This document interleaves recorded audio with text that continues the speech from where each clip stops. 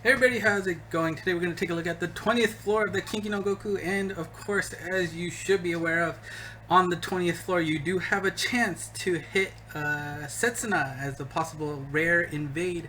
So, luckily they're similar gimmicks, so you don't really have to prepare for a different team, but of course certain monsters are better than others if you decide to farm on this. But before we get that, of course, since this is the upper levels of the Kinki no Goku, the elemental effectiveness is increased, so as a light type you will be doing 2 times the damage and as usual, but since you are also weak to dark, you will be taking 1.65 times damage in return. However, keep in mind that the gimmicks here are no warps, that some monsters will have weak point damage increased for them, and there are warps and blocks. And on top of that, you're going to have to take advantage of the status effects that this game will give you, whether it's a speed up wall, attack up, slowing down enemies. There's just a lot of things you have to worry about. So without further ado, let us begin. And hello, I'm Scott. Alright, the party here I have is Benzaiten, Moridanmaru, we've got Tignos from the Sacred Beasts, and Sandalphon. Now, the key point to this stage is making sure that you delay those spritzers before they can revive each other, because their top number is a big blast, which hurts, and more importantly, the left number, which is always going to be 1, which means every turn they will revive the other spritzers. However, you can prevent that from happening by taking out those Agnis. When you take out the Agnis, their purple skull activates a 2-turn delay. So that gives you some time to take down the spritzers without having to worry about them revive each other. Now, you do have to worry about the Agnis themselves, as their top number is a slowdown blast, and the last thing you want on the stage is to be slowed down. Because while those flowers there on the bottom give you those speed up walls on top, their top number, which is about to hit 0, is them running away. So you're not going to have those speed up walls for very long. So if I have died plenty of times on the stage because I just wasn't able to hit the Agnis in time. The spritzers were reviving each other, and then the speed up walls ran away. I got hit with a slowdown, dead. So, take care of that. Stage 2, we have the Gashadokuro coming in for the first time, and they are a little bit special in that their purple skull is a power-up blast, so anybody within that range, it's pretty localized to where they are right now. So you can try to focus your team, or position your team so that they're nearby, but if you see an opportunity to take them out like I did there, using the weak points, again, the Gashadokuros are part of the enemies that have increased damage with their weak point. You're going to want to utilize that attack up. So Moridanmaru, for example, or Sandalphon was able to get that attack up bonus. They'll do much more damage to those spritzers and the Gashadokuros themselves to take them out easier. The spritzers do have a decent amount of HP, so without that power up, it becomes a little bit difficult to take them out. So making sure you can take advantage of that is super important. And that's going to be the theme of this stage overall. You know, Gashadokuros to delay them, and then taking the power up to whittle them down easily. Now, if you look at here, Benzaiten has the power up already, so I'm just going to go straight for those spritzers, because now I don't have to worry about positioning near the Agnis, getting the power up, and attacking them. I just have it right away, attack right away, and it worked out. Otherwise, if you didn't have it, you should just be going for the Agni directly, because again, they will be slowing down the enemies. And once you take out all of the enemies, you're free to just take out Naraku, right? Take advantage of the flower to get the speed ups, and hope you can hit the weak point as much as possible. Again, the amount of extra damage you do by hitting the weak point is pretty big, so quite good. And got a nice strong attack with the power up and the weak point. Is gone. Now, do keep in mind that it didn't happen on this stage, but that bottom right attack from Naraku is a haste. So if you end up taking too long for this stage, it just snowballs bad times. So be careful. Now, stage 4, you see that those spritzers are in a pretty awkward position on the top right. So it gets a little bit difficult, and you know, Naraku's first attack is to slow you down. So I was hoping that this would have been enough to get rid of that spritzer. As you can see, I had the power up to begin with, but you know, that slowdown attack was just enough to not be able to take out that spritzer. So Unfortunately, since I wasn't able to take it out, they all revived, so in an unhappy state. And as you can see, with all the enemies, the Gashadokuros and then Naraku in the middle, it's really hard to access that top right, open area nexus. So, so my plan here is, okay, well, I have Benzai 10 Strike Shot up, so I'm just gonna clear the stage for her to make sure that she can go crazy and do damage, right? So make sure you hit that flower, get the speed up walls, because she is still afflicted by the speed down.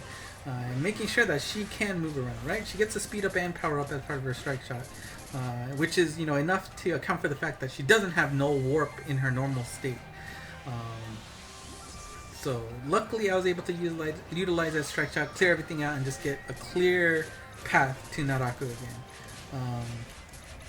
I don't think you want to see what that middle number is for her, so making sure that you can clear everything up in time is going to be super important. And of course, make sure you're just aiming for the weak point and hitting that flower to make sure that the speed up walls are available for you to take advantage of.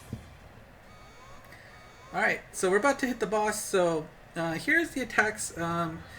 As you can see, if you have enough HP, you can survive the big attack on the base form of Naraku. She will awaken given certain situations, but the attacks they do hit pretty strong and they come fairly often, so do take care about that. But the strategy is pretty much the same. Take out the Agnis and they will be able to slow down her, and in addition that will let you, if you take out both of them, you will be awakening Naraku, and Naraku will get into a different attack mode after that. I think I just missed my gauge there. Not good. But once you take out Naraku, 3 spritzers will be called down, and then of course the attack scheme changes a little. For the most part it's the same. You still see the homing, all element homing and the vertical laser, but the bottom right number will appear and it'll be a haste, and of course the big number on the bottom is death. So do take care of that. But since we've taken down that last Agni, we get a change of pace, and we see 3 spritzers are down there. And now you see that there's no way to delay them. So you do have to actually take them all out in one turn. So you're going to want to hit that flower to make sure you get the speed up wall so you have enough velocity to take out everything. But you should always just be aiming for the weak point of Naraku, because, as long as you have this vertical-ish angle, you should be able to hit all of them and the boss. And I got lucky there with a critical attack on the weak point, especially for this stage, making it super fast to clear. But it's a balance to make sure, do you have the angle to take out everything and hit the boss? Because remember, Naraku does have a death count in, there's no way avoiding that one, even with max HP. Alright, boss 2 is pretty annoying in my opinion. Being able to take out the Gashadokuros does require some good positioning. Luckily, most of my monsters were on the top of the map, which is great. Makes it a little bit easier to go for that pinch there. And I guess having the guide is super helpful. But taking out the Gashadokuros will delay the spritzers from having to do any reviving action, and as you can see, that power up blast was there as well, so that gives you the buff needed to take them out easier. Luckily, Sandalphon was in that range, so she gets that boost without having to wait multiple turns. So hopefully, you can have that angled attack. As you can see, the bottom ones are also pretty whittled down, so that makes it a lot more reliable. And if you can, of course, having the bump combos activate the speed up from the flower helped a lot. Once you take them out, Naraku awakens and you get an Agni. And so, of course, taking down the Agni will delay Naraku a bit. And since, Benzai 10 has a quick cooldown on her strike shot, you might as well use it so that she can actually maneuver around the warps, right? Because remember, her normal form does not have the warps. So, probably not as good as I would have hoped, but I think Moriranmaru is in a great position to take that. Now, as you can see here,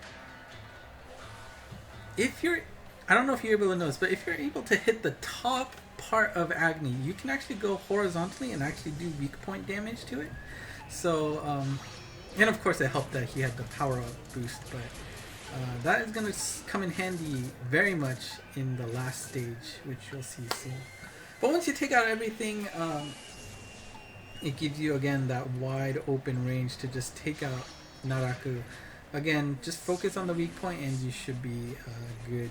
So just have that horizontal-ish angle and it'll give you a good chance with the speed wall. Of course, there is the irregular bounces, which is pretty much the norm in Monster Strike, but the best you can do there. Alright, boss 3, you have 2 Gashadokurus that you need to take out. Again, you should be trying to get yourself nearby because they should be able to give you a attack buff here. I mean, the problem with this stage is that the counters are pretty quick on everything. Naraku's big blast on the bottom, and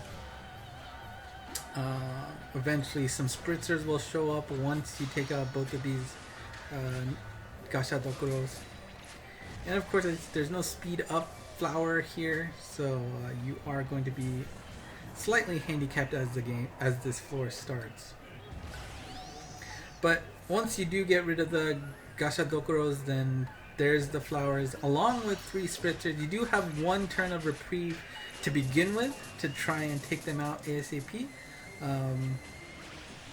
However, oh no, sorry, it was the bottom right, so you don't have that. So Benzai 10 here, I'm using her strike shot right away because I do want to get rid of them. You know, you don't want to see their big attack, and just having to take out all 3 at once is not an easy task. Now, as you can see, Tignos is there on the bottom, tucked under the boss. If you or any other monster is in that situation, you may want to consider just using strike shots or doing some strong attacks if the weak point is also on that side. Do note that there are other positions for that weak point, and you really only want to do damage or take that opportunity to do damage if luck is on your side for the weak point. It is in this case for Tignos, who does have the Kabedon strike shot, which means every time he hits a wall, he's going to increase his attack. Or I think that's what it was, at least. Maybe not. No, it is. I'm pretty sure it was, yeah. So, you know, given that opportunity in between the boss and the wall and the weak point, it was a no-brainer to use that strike shot. And then the final boss stage is, you know, if you didn't enjoy the Spritzer puzzle game, you've got 4 now to deal with at once. So making sure you take out the Agni is very important. This stage, for sure, you have 2 turns of opportunities to take them all out at once. And so this is what I'm talking about. You do have an angle there, even though you're going horizontally, to hit the weak point of the Agni. You saw that spark there, right? So that was important to notice because, you know, otherwise the angle was impossible. That gives us an extra turn, 2 extra turns, but 1 elapses to take out the spritzers at once without having to worry about them to revive each other. And of course, you know, Benzai 10 didn't have her strike shot up, so me having to deal with the weak warps was a bit of a pain. But luckily, it was enough to whittle everything down that Moriranmaru, even without the buff, is able to take out all 4, which gets us to the next stage of the boss, which is calling down 2 more Gashadokuros, which we can utilize to, again, delay Naraku and power us up for the final part of the stage. Now, there are certain monsters where you could one-punch... Oh, God. You could one-punch Naraku. That's unfortunate. I was hoping for a bounce somewhere, and I just ended up with the diamond shape of sadness. But some monsters like Takemikazuchi, for example, if you're able to get him on get the buff and have the weak point up, I think you could kill her on the first stage. More recent monsters, I do imagine that Deku might have a good chance of just wiping out this stage with his insane strike shot. Because basically, if that weak point is up, you are going to get the damage bonus for it, and with this stage, how much extra damage you do with that weak point, I'm sure it'll just break this stage, assuming you get the buff. Maybe even not the buff, I don't know, but luckily, you know, the steps to clear this stage is pretty simple, so Of course, 15, 20, and 25 of the Kinki no Goku is relatively easier. It's still not easy, I would say, relatively easier, just because this is a farming stage to try and get Setsuna. But for those of you who want to try to get her, 20 is slightly better, according to people's reports of getting Setsuna, than 15 is. So there you go, that was Kinki no Goku 20. I will say this up front, I still have not seen Setsuna yet, so there is not going to be any video for the EXs. As for the newer stages that came up, 21 through 23 I was able to complete, so I'll try to get that for you, but 24 was quite difficult for my box, so unfortunately I don't have a video for that quite yet. I don't know if I'm going to do the Kinki no Goku this session that's about to come up, but just because, you know, the collab and all of that stuff, plus, you know, Fire Emblem just came out, so got other games to play, so maybe I'll take it easy this month, but hopefully eventually some newer monsters get into my box to make the 24th floor a little bit easier, because that was rough. Alright, thank you for watching. Let me know if you have any questions with the Kinki no Goku. There should be more coming soon, and until next time, bye bye.